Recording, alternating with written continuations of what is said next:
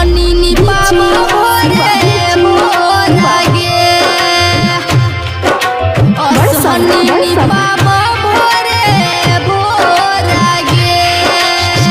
गेंदा के फूल तोरी माला बनैला गाला में तोहरा पहिराई बोगे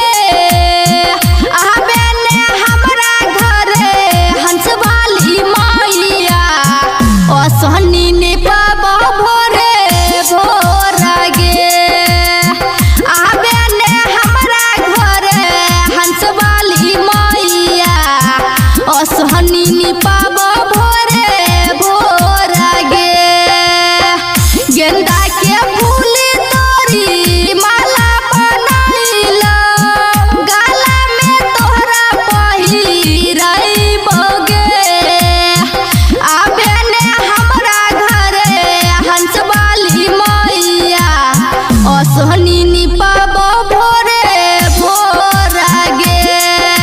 आबे ने हमरा घरे हंसवाली मैया असहनी निपाबो भोरे भोर गे स्टूडियो रिकॉर्डिंग सेठ दीवाना का दुआरा। अभी आप सुन रहे हैं दीवाना म्यूजिक को शानदार प्रस्तुति। असहनी निपाबो भोरे भोर गे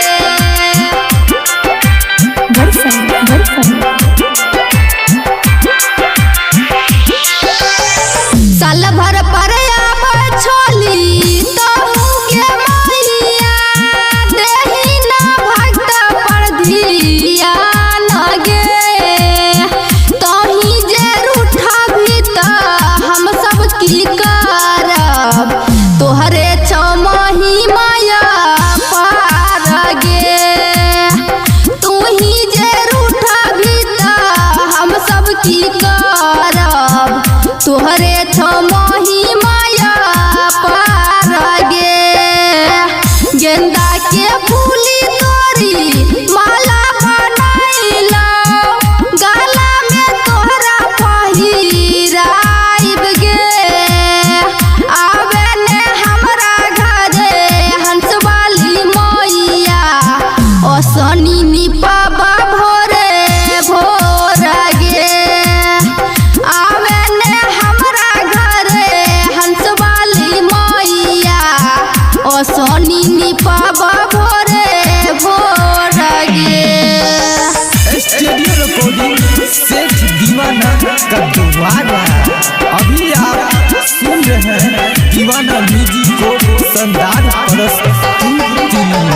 असहनी निपाबो भोरे भोर गे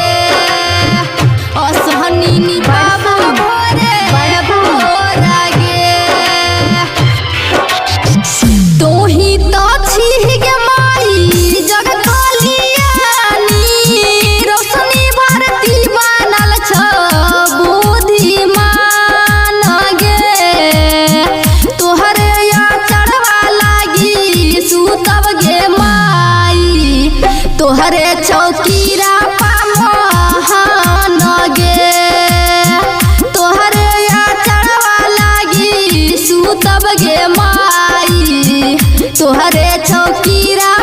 महान गे गेंदा के फूल तोरी माला बनैला गाला में तोहरा पहिराई बोगे आबे ने हमरा घरे हंसवाली मैया असहनी निपाबो भोरे भोर गे आबे ने हमरा घरे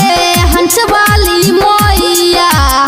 असहनी निपाबो भोरे भोर गे स्टूडियो रिकॉर्डिंग सेठ दीवाना का दुआरा।